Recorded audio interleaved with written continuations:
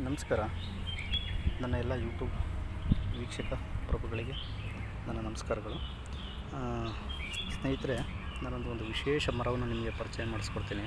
So ಇದೇನು ಅಂತಂದು ಹೇಳಿದ್ರೆ, ಇದು ರುದ್ರಾಕ್ಷಿ ಮರ. ನೋಡಿ ಎಷ್ಟು ವಿಸ್ಮಯಕಾರಿಯಾಗಿದೆ. 3 ಮುಖಗಳ 3 ರಂಬೆಗಳುಳ್ಳಂಥ ಒಂದು ಮರ ಇದಾಗಿರುತ್ತೆ.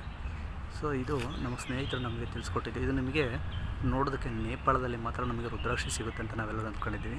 ಅದೆಲ್ಲ ತಪ್ಪು. ಕರ್ನಾಟಕದಲ್ಲೂ ಸಮೇತಗಳು ಇಂಥ ಒಂದು ರುದ್ರಾಕ್ಷಿ ಮರವನ್ನು ನಾನು ಕೂಡ ನೋಡಿದ್ದೀನಿ. ನೀವು ಕೂಡ ನೋಡಲಿ ಅನ್ನೋ ನನ್ನ ಆಸೆಯಿಂದ ಈ ವಿಡಿಯೋನ ಮಾಡ್ತಾಯಿದ್ದೀನಿ.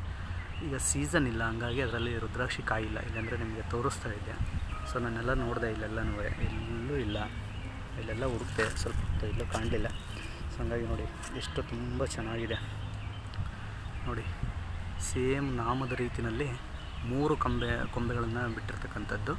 ಸೊ ಇದು ನಿಜವಾಗ್ಲೂ ದೈವ ಸ್ವರೂಪ ಅಂತ ಹೇಳಿದ್ರೆ ತಪ್ಪಾಗೋದಿಲ್ಲ.